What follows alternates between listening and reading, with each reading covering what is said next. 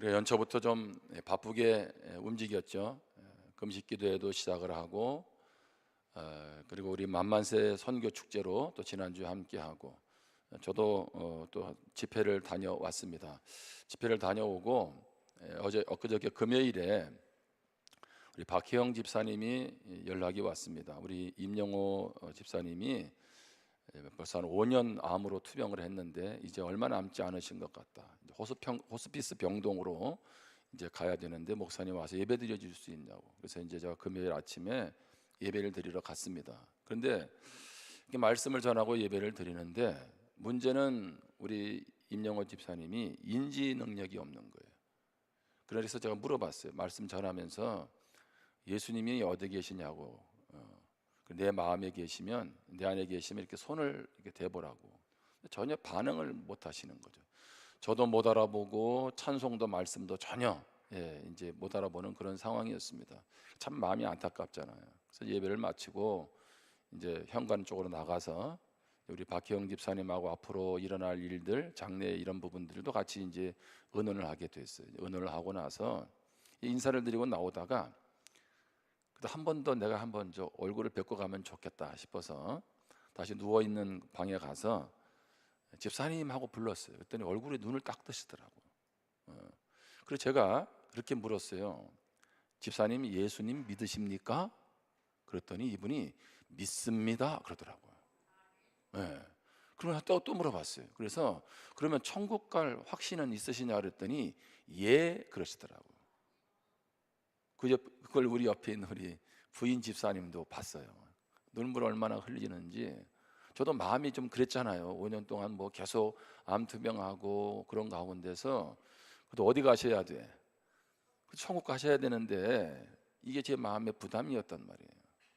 지난 한 주 전에 김영옥 집사님도 지금 호스피스 병동에 와 있습니다. 그 딸 사모님 미국에서 왔다가 금요일날 올라갔어요. 저는 그날 가게 되고 딸이 그러는 거예요. 저에게 우리 엄마가 못 알아본다는 거예요. 그런데 갔는데 어떻게 목사님 오셨냐고 인사를 하는 거 있잖아요. 예배를 드리는데 아멘 아멘 하고. 참 여러분 우리의 그 믿음이라는 게 그냥 이렇게 뜬구름 잡는 게 아니라는 거예요. 아멘. 우리가 주님을 고백하고 주님이 자녀되는 우리를 하나님이 이 땅에서도 함께 하시지만 영원한 천국으로 인도하신 줄 믿습니다. 그래서 여러분 믿음 생활을 하면서 너무 두려워하지 마세요.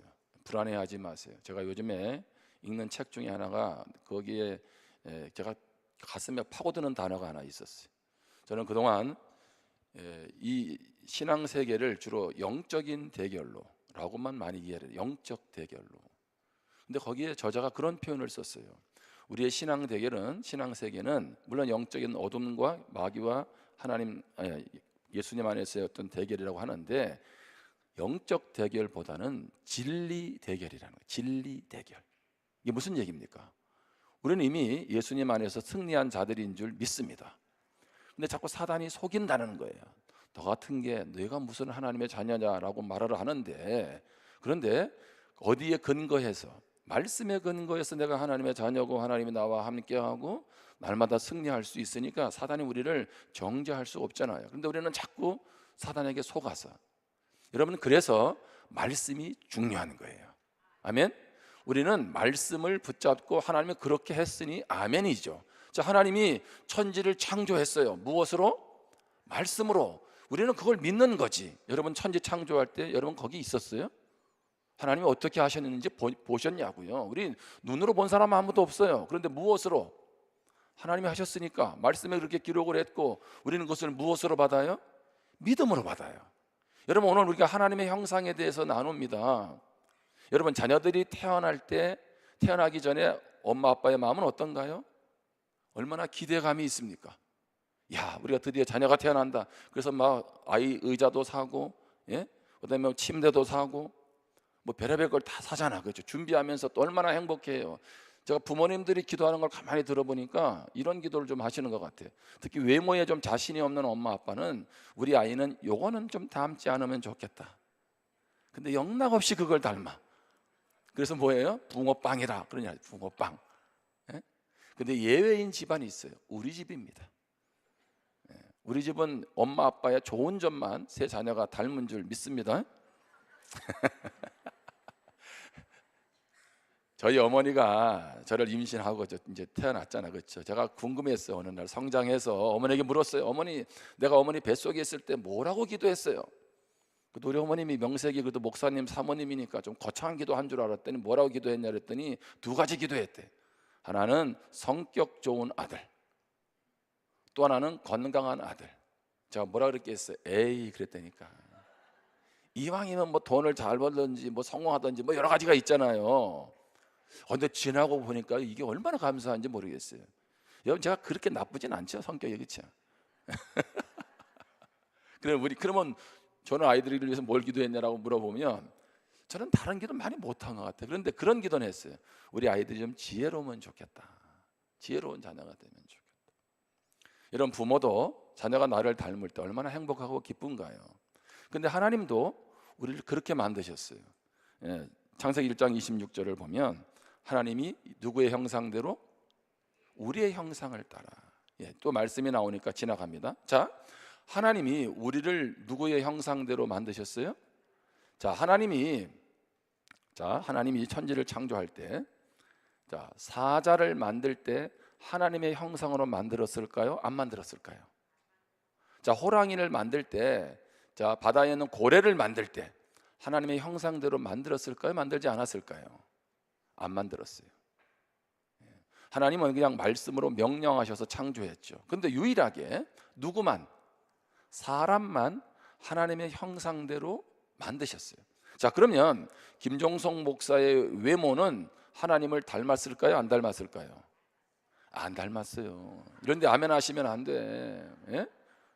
그러면 하나님을 흑인이요, 백인이요, 황인종이요, 여러분 그렇게 그러면 우리 수준이 바닥난다니. 그러면 안 돼.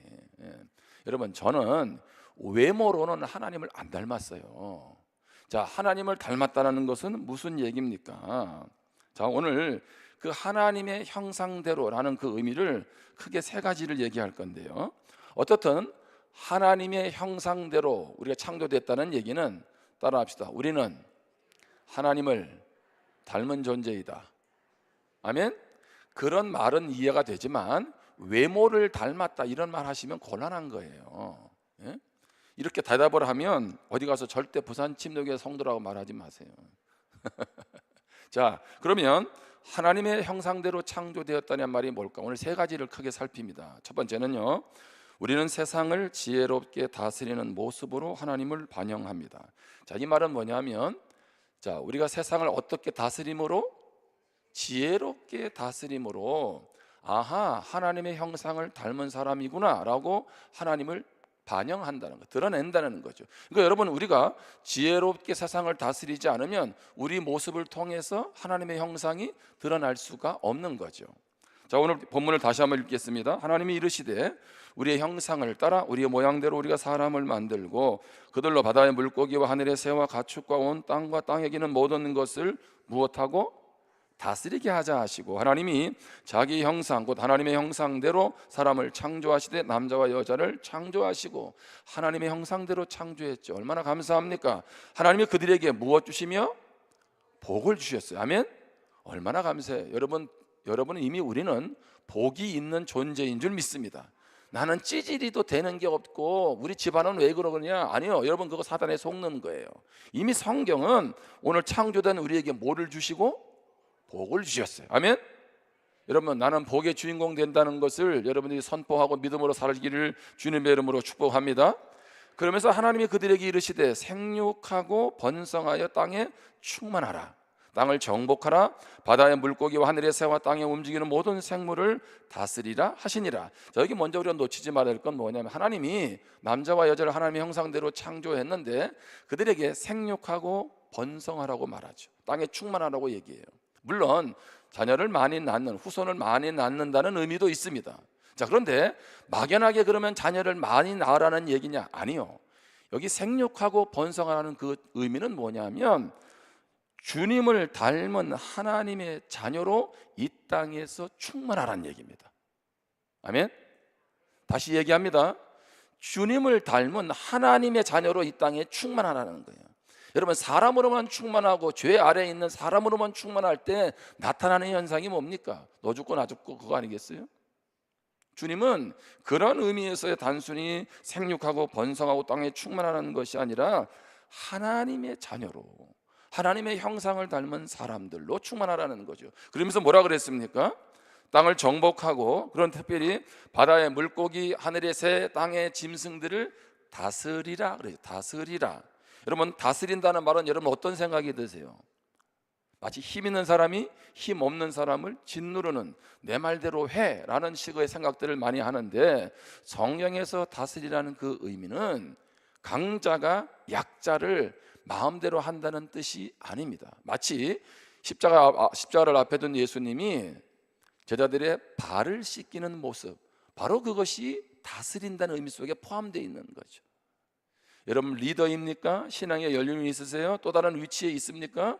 그럴수록 우리는 어떻게 해요? 힘을 가시하는 사람이 아니라 섬김으로 그 리더십을 발휘하는 것, 그게 바로 지혜롭게 다스리는 거죠. 근데 여기서 하나 놓치지 말아야 될 것이 있습니다.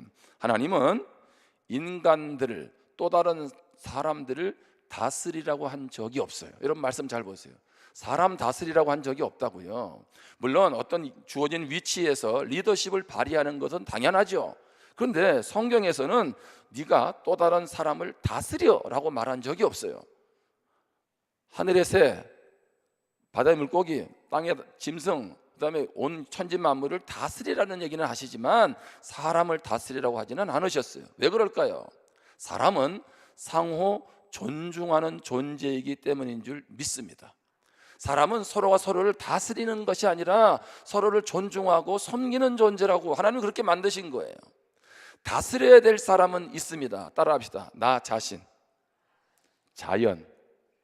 하나님이 다스리라고 하는 것은 너 자신 다스리라는 것, 너 자신, 하나님의 나라가 이루어지도록 너 자신을 다스리라는 얘기지, 다른 사람을 내가 임의대로 다스리는 것은 아니라는 거예요. 그런데 죄가 들어오고 나서 사람들은 뭐를요? 하나님이 만드신 창조물을 숭배했습니다. 뿐만 아니라 하나님이 만드신 창조물들을 지혜롭게 다스리는 것이 아니라 함부로 했죠. 여러분, 자연보호 운동을 요즘 많이 하죠. 여러분, 그것은 이미 하나님이 창세기에서부터 우리 하나님의 형상을 닮은 우리에게 하신 명령이에요. 자연을 돌보라는 거예요. 제가 엊그저께 참 가슴 아픈 충격적인 기사를 봤는데, 앞으로 2세대가 지나면 지구의 인구가 40억이 줄어들 수 있다는 거예요. 2세대면 60년입니다. 무슨 얘기인지 아시죠? 우리 자녀들 세대예요. 왜 이런 경고가 나왔냐면, 자연에 대해서 이렇게 무분별하게 사용을 하고, 예를 들면 뭐 가스 같은 거 함부로 절제 안 하면 앞으로 어떤 비극이 올지 모른다는 거예요. 저는 그 기사를 보는데요, 너무 가슴이 아픈 거예요. 바로 우리 자녀들의 세대잖아요. 여러분, 자연은 신음할까요? 신음하지 않을까요? 우리 교회에 있는 나무들은 주차장에다가 꽁무니에다가 가스를 막 빼내는데, 자동차 배기가스 때문에 얘들이 스트레스 받을까요? 안 받을까요? 바다의 물고기는 스트레스 받을까요? 안 받을까요? 여러분, 받아요. 근데 우리는 뭐예요? 우리 사람은 느끼지 못할 뿐이지. 왜? 나무가 무슨 말을 하는지, 새가 무슨 말을 하는지, 바다의 물고기가 내가 요즘에 바다가 오염돼서 얼마나 스트레스 받는지 알아? 온도는 올라가고 내가 죽고 싶어 죽는 줄 알아? 이거 말하지 않아요. 그런데 성경은 이미 말하고 있다 그래요. 그게 로마서 1장입니다. 특별히 제가 8장 19절만 볼게요. 8장 19절 같이 한번 읽겠습니다. 시작. 피조물이 고대하는 바는 하나님의 아들들이 나타나는 것이니. 아멘. 여기 피조물은 하나님이 천지를 창조한 그 모든 것들이죠. 그런데 이 모든 것들이 가만히 있는 게 아니라 하나님 앞에 하나님을 고대한대. 뭘 고대하냐면 하나님의 아들들이 나타나는 것. 이 하나님의 아들들이 나타나는 건 언제냐면 예수님이 재림하시는 거예요. 자, 예수님이 재림하면 우리도 이 땅에서 받는 스트레스 안 받고 우리도 회복될 거다. 자, 우리는 우리만 하나님이 오실 것을, 주님이 오실 것을 기대하는 줄 아는데 아니요, 우리가 못 알아들을 뿐이지. 지금 온갖 어떤 매연이라든가 자연을 훼손하는 것들이라든가 이런 것들로 인해서 지금 피조물들도 뭐예요? 엄청난 스트레스를 받고 있는 거예요.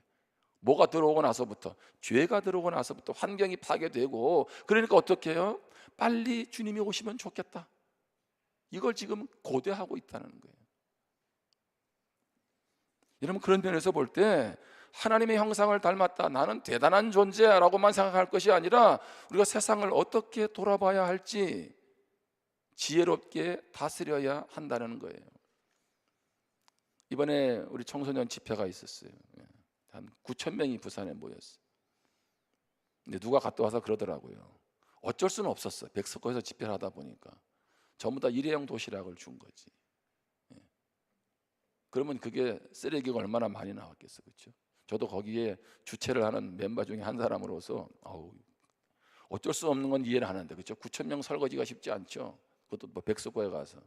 근데 자연을 아낀다는 면에서는 그리스도인들 모임에서는 좀 생각해 봐야 되지 않느냐? 이걸 젊은 누가 얘기를 하더라고. 제가 정신이 번쩍 나더라고요. 하나하나가, 우리 교회도 뭐 일회용 안 쓰고 다 그런 이유가 있지 않겠어요? 별것 아닌 것 같아도 우리는 이 창조적인 다스림을 잘 감당해야 될 줄 믿습니다. 아멘. 두 번째로, 우리는 하나님 그리고 다른 사람들과 관계 맺는 모습으로 하나님을 반영해요. 자, 저 사람은 하나님의 형상을 닮았네. 그걸 뭘로 알 수 있을까요? 그것은 하나님과의 관계 맺는 걸 보면서 저 사람 하나님 형상 닮은 사람이구나. 저 다른 사람과 관계 맺는 걸 보면서 저 사람 하나님의 형상을 닮은 사람이구나, 이렇게 알 수 있다는 거예요.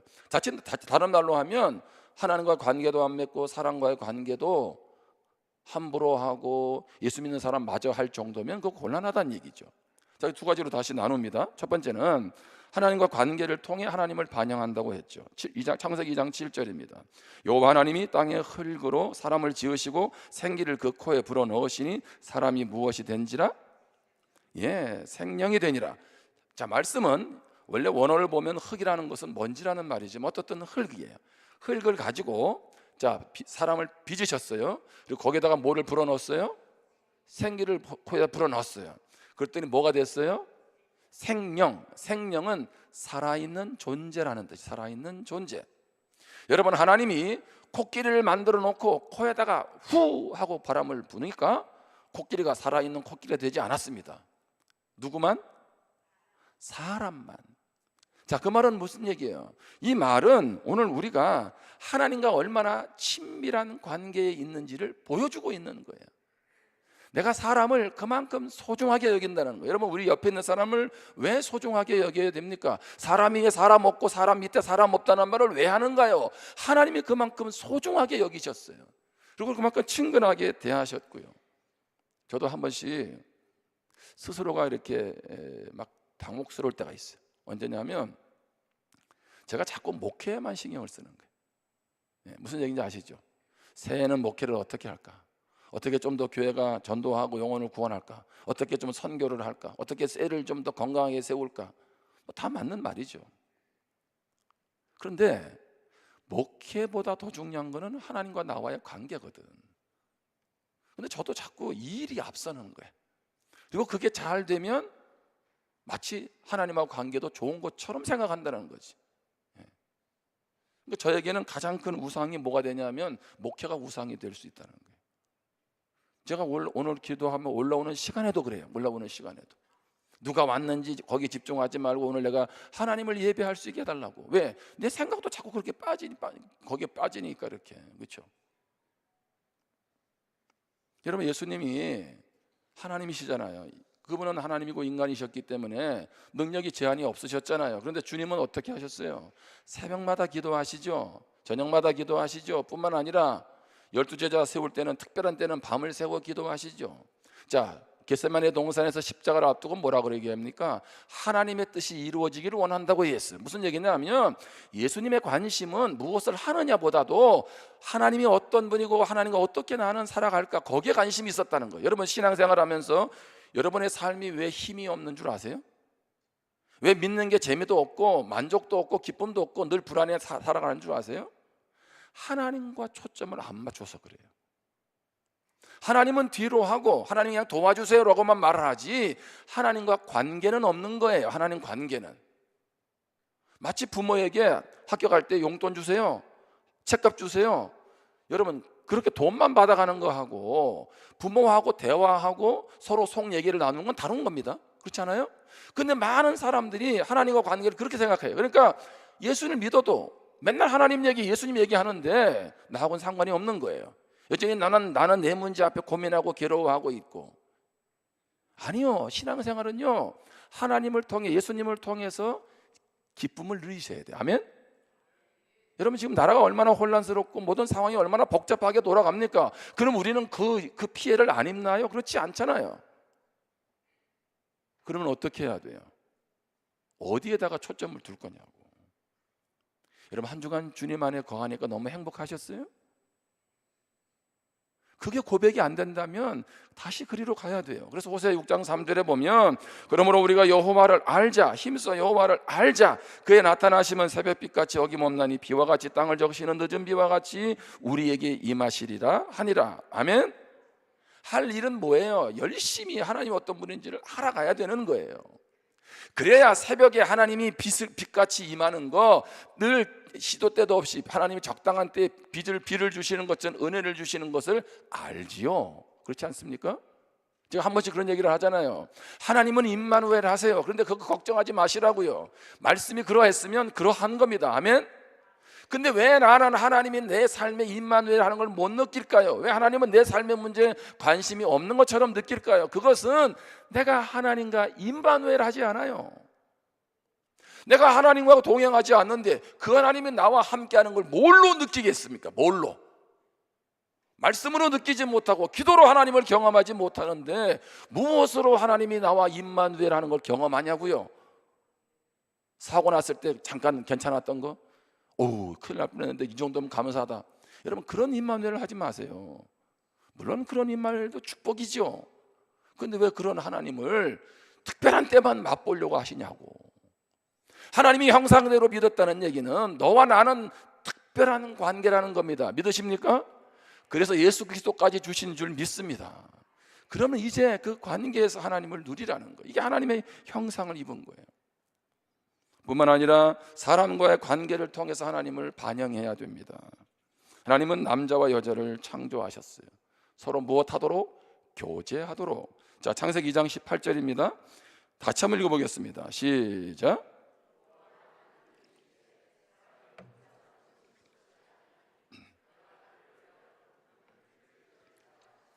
자, 이 말씀은 아주 의미가 있는 말씀이에요. 뭐 다 말씀이 의미가 있지만, 자, 하나님이 이르시되 뭐가 좋지 않아요? 사람이 혼자 사는 것이. 자, 여기 하나님이 천지를 창조하시고 날마다 뭐라고 하셨어요?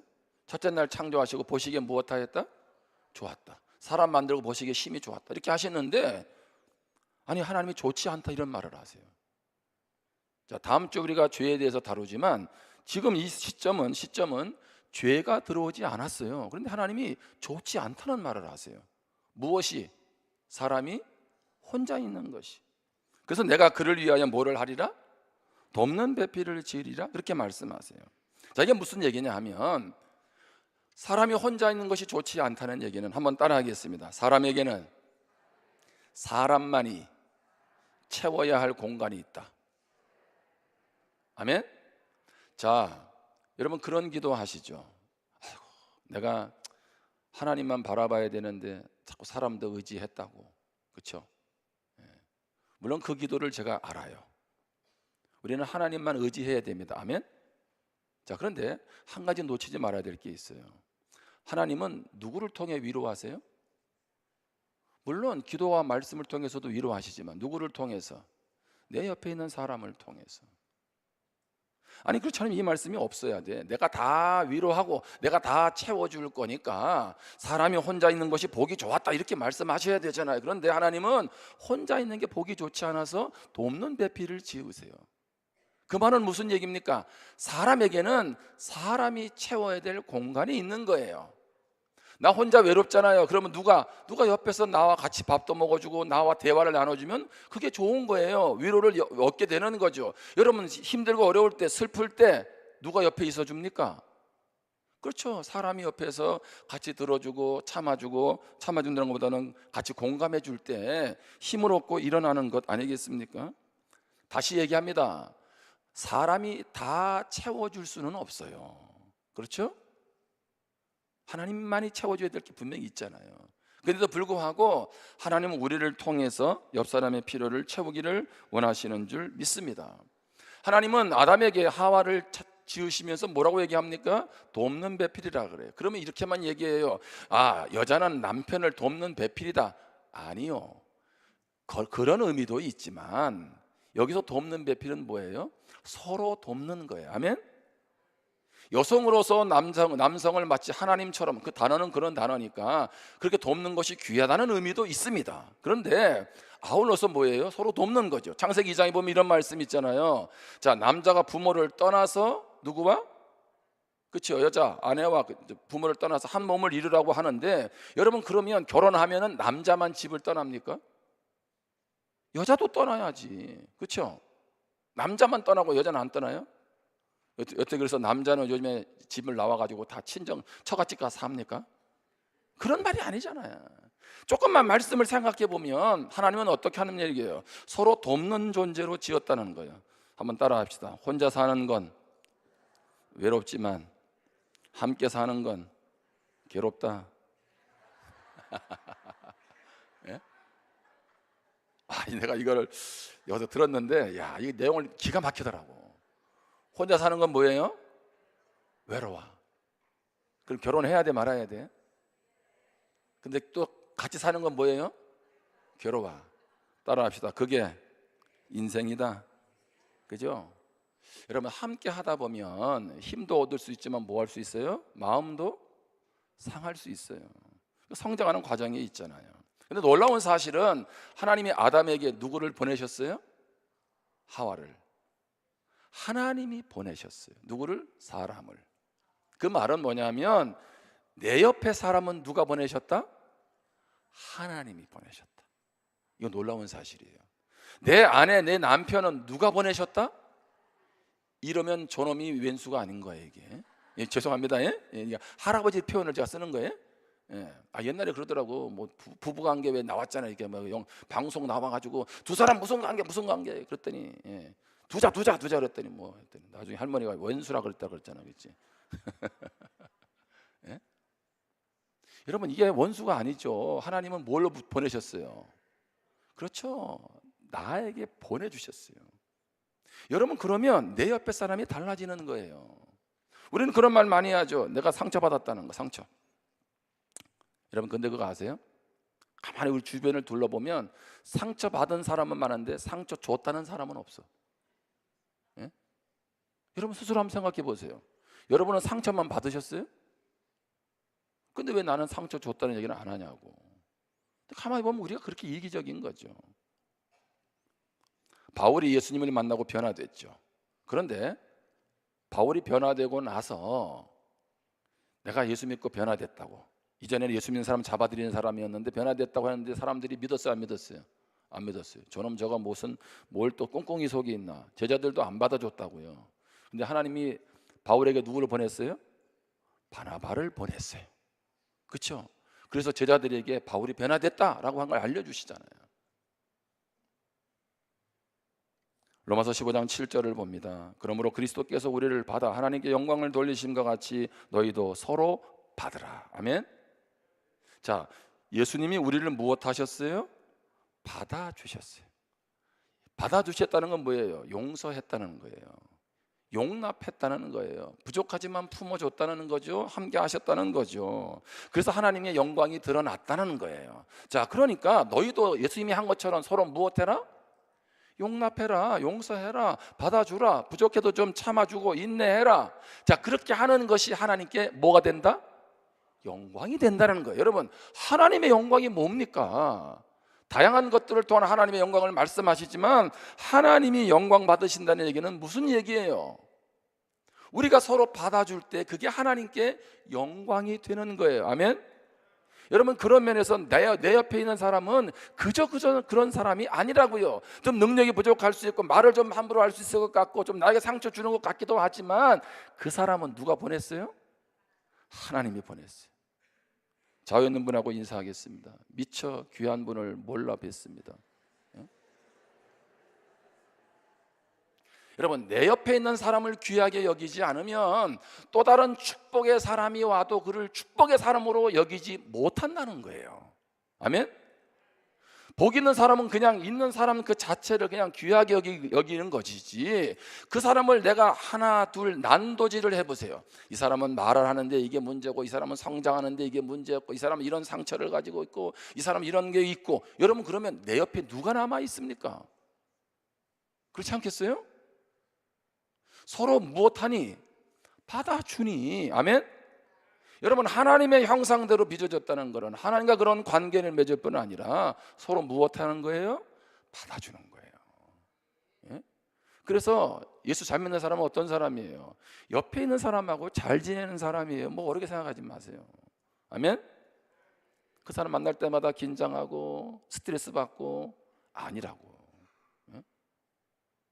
그리고 또 그런 사람이 있으면 어떻게 돼요? 얼마나 삶이 힘들었으면 저럴까? 무엇하면 돼요?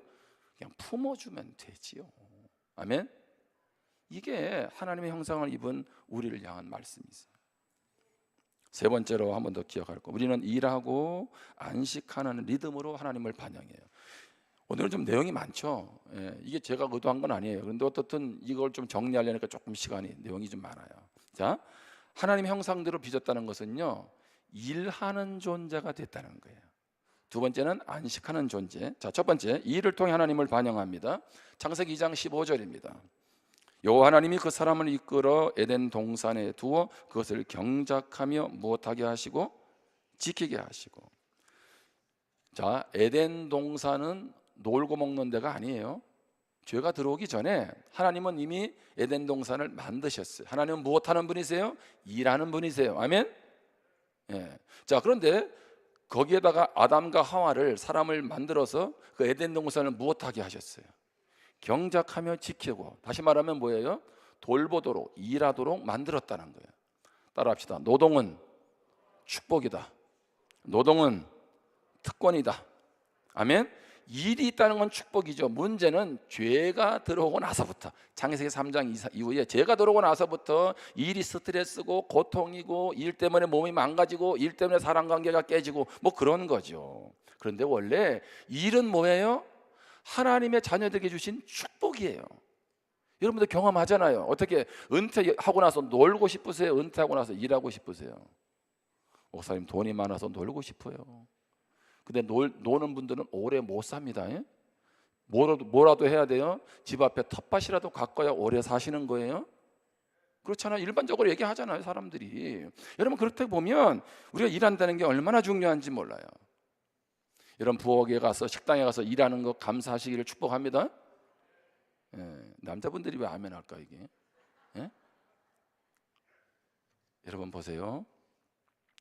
일할 때 그럼 어떻게 해야 돼요? 누구에게 하듯이? 주님에게 하듯이. 자, 식당 봉사를 합니다. 오늘 주님께서 이 음식을 드시는데 맛있게 드시도록 내가 만들어야 되겠다. 예, 그런 마음으로 만들어서 성도들이 먹는 거 하고, 예? 아이고, 오늘도 피곤해 죽겠는데 우리 하필이면 또 명절 앞두고 우리가 식당 당번이 돼가지고, 참 재수가 없다는 말은 안 하지만, 예? 그렇잖아요. 여러분, 다음 주 식당 방문 얼마나 안타까운지 모르겠어요. 설날 앞두고, 예? 도리어 역으로 설날 앞두고 우리가 봉사하니 얼마나 감사하냐. 그리고 하는 거죠. 소금 집어넣으면서, 주님, 소금 간이 좀 잘 되도록 도와주세요. 그래야 맛있을 거 아니에요. 그렇죠? 아니, 제가 한 번씩 손님들이 오면 모시고 가는 횟집이 있어요. 그래, 그 집에 가면 다들 맛있다 그래요. 근데 이 사장님이 예수 믿는 분이야. 하는 얘기가 있어요. 왜 이렇게 음식이 맛있냐면, 이분이 그래. 자기는 꼭 음식 만들 때 기도한다는 거예요. 이것을 먹고 손님들이 즐겁게 탈나지도 않고, 예? 그 집의 비법은 뭐예요? 기도예요, 기도. 여러분, 식당에서 봉사할 때, 예? 기도하고 밥을 하는 거하고 왜 맛이 없을까? 오늘 국이 왜 싱거울까? 이유는 한 가지지. 기도를 안 하고 열받아가지고 하니까 그렇지. 그러면 받는 사람은 어떨까요? 예수님의 마음으로 밥을 먹으면 어떻게 먹겠어요? 맛있어요. 왜? 자, 이거 내가 지금 주님의 마음으로 이 섬김을 받으니까 그렇게 수고해주시니 너무 고맙네. 그렇게 먹으면요, 그날따라 어떻게 배가 고팠는지 국도 싱거운데 맛있다니까. 예? 아멘? 이게 제가 간단한 예를 들어드리지만 우리가 일한다는 얘기는 주님의 심정으로 하는 거잖아요. 그럼 주님의 심정으로 섬기고 주님의 심정으로 섬긴 걸 받아주면 이게 얼마나 복이 많냐고요. 또 한 가지, 안식을 통해 하나님을 반영합니다. 자, 창세기 2장 1절부터 3절입니다. 천지와 만물이 다 이루어지니라. 하나님이 그가 하시던 일을 언제 마치셨어요? 일곱째 날에. 6일 동안 창조 일곱째 날에 마쳤어요. 자, 2절에 하나님이 그가 하시던 일을 일곱째 날에 마치시니 그가 하시던 모든 일을 그치고 일곱째 날에 무엇하니라? 하나님이 쉬셨어요. 일곱째 날에. 자, 3절에 하나님이 그 일곱째 날을 복되게 하사 거룩하게 하셨으니 이는 하나님이 그 창조하시며 만드시던 모든 일을 마치시고 그날에 무엇하셨다? 자, 놀라운 얘기는 3절을 다시 보세요. 일곱째 날을 무엇하게 하시고 복되게 하고 무엇하게 하고 거룩하게. 여러분, 그래서 우리가 주일을 이렇게 구별해서 드리는 거죠. 왜? 복되다고 하고 거룩하게 하셨다는 거죠. 그리고 하나님이 이 모든 일을 마치고 그날에 무엇 하셨다? 안식하셨다. 여러분, 그런 궁금증이 안 생기세요? 하나님은 피곤해 할까요? 피곤하지 않으실까요? 하나님이 6일 동안 천지를 창조하고 나니까 피곤했어요? 아니죠. 하나님은 의도가 있는 거예요. 하나님이 피곤해서가 아니라 누구를 위해서? 우리를 위해서. 여러분, 우리에게 주일을 준 이유는 뭐라고요? 하나님 안에서 무엇하도록? 안식하도록. 내 인생은 내가 내 힘으로 사는 게 아니라 내 안에 있어. 그리고 너희 힘으로 살라니까 맨날 욕심만 부리고 더 돈만 벌려고 하는데 아니야. 이날은 거룩한 날이고 이날은 복된 날이야. 내 안에 있을 때 그 거룩함과 복을 경험할 수 있고 그래서 너는 살아갈 수 있어, 이 얘기입니다. 다시 얘기합니다. 사람들은요, 일주일 동안 일을 해요. 요즘은 5일을 하지만 일주일 일을 하고, 자, 일을 했으니 하루 무엇 합니까? 쉽니다. 여러분, 그건 성경적인 개념이 아니에요. 성경적인 개념은 하루를 위해서 일주일이 존재합니다. 아시겠어요? 다시 얘기합니다. 자, 열심히 일한 당신 떠나라. 이건 세상에서 하는 얘기예요. 왜? 일주일 동안 얼마나 힘들었느냐. 그러니 이제는 주말에 너 돈도 있겠다, 놀러 갔다 오라는 거죠. 그런데 성경은 그게 아니에요. 성경은 오늘 하루를 위해서 6일이 존재한다는 겁니다. 그러면 우리의 삶의 사이클은, 중심은 어디에 있어야 됩니까? 하나님 안에, 주일에 있는 거예요. 단순히 주일이 날짜라는 개념을 넘어서서 바로 하나님이 주일에 안식한다는 의미는 하나님을 인식하고 하나님 안에서 살아갈 때 진정한 쉼이 있다는 거죠. 그래서 예수님도 이 땅에 오셔서 뭐라고 했나요? 수고하고 무거운 짐진 자들아 다 내게로 오라. 내가 너희를 무엇하게 하리니? 내가 너에게 안식을 주겠다는 거 아니겠어요? 그런데 주님은 안식을 주겠다는데 주님 떠나서 살아가는데 어떻게 안식이 있습니까? 생기면 생기는 대로, 어려움이 오면 어려움대로 늘 고민하고 걱정하지 않습니까? 문제 하나 해결되면 또 다른 문제 앞에 끙끙대며 살아가잖아요. 왜요? 주님이 안식을 경험을 못하니까. 한번 보세요. 히브리서 4장 3절 말씀에, 자, 이미 믿는 우리들은 어디에 들어가는도다? 저 안식에 들어가는도다. 그가 말씀하신 바와 같으니 내가 노하여 맹세한 바와 같이 그들이 내 안식에 들어오지 못하리라 하셨다 하였으나 세상을 창조할 때부터 그 일이 이루어졌느니라. 자, 이 말씀을 제가 간단히 정리하면 앞부분에 이런 말씀이 있잖아요. 이미 믿는 우리들은 어디에 들어갔다? 저 안식에. 자, 이 말은 뭐냐면 예수님 안에 있으면 이미 우리는 안식을 누리는 존재가 되었고, 또 저 안식은 어디겠습니까? 궁극적으로 어디겠어요? 영원한 안식에 들어간다는 거예요. 여러분, 천국에 간다는 것은 영원한 안식으로 나아가는 겁니다. 아멘? 근데 그 안식이 예수 믿는 우리에게 이 땅에서 누리게 했다는 거예요. 주일을 통해서 우리 그걸 다시 한번 확인하는 것이고, 그래서 매일매일 내 삶에서 나의 참된 안식은 예수님 안에 있습니다 라고 고백하고 경험하는 것인 줄 믿습니다. 놀라운 원리예요. 놀라운 원리. 우리가 이런 원리대로 살아가지 않으니까 삶이 날마다 지친 거고요, 공허한 거예요. 뭔가 된 것 같죠? 그래서 머리 자르면 하루는 기분이 좋잖아요. 목욕탕 갔다 오면 하루 이틀은 좋지요. 집 사면 6개월은 좋다 그러대. 그럼 그 다음에는 무슨 재미로 살아가시려고. 제가 차를 샀잖아요. 교회에서 사줘가지고. 얼마 동안 즐거워해야 될까요? 제가 아는 목사님은 차 한 대를 사고 너무 기뻐가지고 한 달에 3만 킬로인가 4만 킬로를 뗐다 그러더라고. 예? 지방에 갔더니 내 차에 타래. 내 차에 카니발인데 내 차에 타라고. 내가 언제 태워달라는 소리도 안 했는데. 새 차를 사니까 너무 기분이 좋아가지고 얼마 전에는 또 설악산까지 운전하고 갔다 왔대요. 돌아가시겠네 해가지고. 그렇죠? 왜요? 차가 사니 좋거든. 그렇죠? 차가 주는 기쁨이 있어요. 그죠? 예? 집을 새로 사면 주는 기쁨이 있죠. 자녀가 직장 돼서 어떻게 되면 진급하면 기쁨이 있잖아요. 우리 손수연이가 지금 여수공항에서 부산공항, 김해공항으로 발령 난가만 해도 기뻐 죽겠는데, 예? 내일부터 거기 출근한대. 그러니까 아빠도 얼굴이 확 펴졌다니까. 예?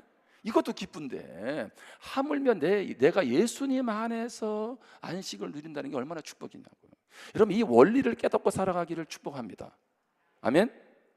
이 원리가 내 삶에서 작동이 되는 순간에 내 삶에서는 뭐가 있어요? 승리가 있죠. 그런데 정리합니다.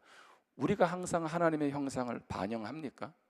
늘 하나님과 관계 맺고 사랑 관계도 잘하고 일도 기쁨으로 하고 그리고 뭐 안식을 누리나요? 그렇지 못하죠. 우리는 때로는 넘어지기도 하고 부족하잖아요. 그래서 그 하나님의 형상을 온전히 닮은 분을 보내셨어요. 그게 누구예요? 예수 그리스도. 아멘. 그래서 우리는 자꾸 예수님께로 가는 거죠. 그러니까 우리는 믿지 않는 사람을 예수님께로 인도하는 거예요. 왜?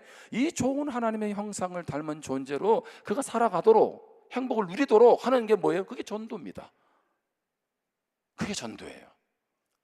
우리가 이런 기쁨을 맛봤는데 나만 맛보면 안 되잖아요. 내가 믿었더니 별로가 없더라. 예? 성탄 때나 좀 좋을 것 같고. 여러분, 그런 예수님을 누가 믿겠냐고요. 그럼 얼마나 신앙생활이 스트레스냐고요. 여러분이 주님 안에서 날마다 기쁨을 누리시기를 주님의 이름으로 축복합니다. 올해 나의 관계 전도 대상자도 있잖아요. 그렇게 한번 맺어서 그 한 사람에게 이 예수님을 만나도록 하면 그 예수님을 통해서 하나님을 더 깊이 알아가게 되는 줄 믿습니다. 하나님의 형상대로 우리를 하나님께서 어떻게 했어요? 지으셨어요. 하나님의 손수 지으셨어요. 이 말은 뭐예요? 지혜롭게 나 자신을, 세상을 다스리라는 얘기고, 뿐만 아니라 하나님과 사람의 관계를 잘 이루어가라는 것이고, 뿐만 아니라 일과 안식의 리듬을 잘 지키라는 거예요. 오늘 이 말씀은 집에 가서 다시 듣게 하세요. 그리고 여러분의 말씀으로 녹아내기를 축복합니다. 이 말씀이 우리 모두의 축복이 되고 이 한 해의 말씀이 되기를 주님의 이름으로 축원합니다. 기도하겠습니다. 오늘은 제가 바로 기도할게요. 하나님 아버지, 말씀이 우리를 살리는 줄 믿습니다. 우리가 하나님의 자녀된 것 어떻게 알 수 있습니까? 예수님을 나의 구주로 영접한 사람은 하나님의 자녀가 되는 권세를 주셨다고 말씀하셨기 때문인 줄 믿습니다. 말씀하신 분, 사람들은 말을 해놓고도 거짓말하고 속이고 하나님 아버지 모면하려고 합니다. 그런데 하나님이 말씀하신 것은 그대로 이루어지고 하나님의 말씀은 100% 신실한 말씀인 줄 믿습니다. 하나님, 우리가 이 은혜 안에 거할 수 있게 도와주옵소서. 세상에 그 무엇이 우리의 참된 기쁨이 아니라 하나님 안에, 예수님 안에 참된 안식이 있고 기쁨이 있음을 깨닫게 도와주셔서 더 하나님 관계 안에 또 그 관계를 통한 사람을 돌아보는 일에 우리가 잘 베풀고 섬길 수 있는 저희들 되게 하여 주옵소서. 감사하고 예수님의 이름으로 기도합니다. 아멘. 좌우에 있는 분하고 한 번 더 인사하겠습니다. 집사님이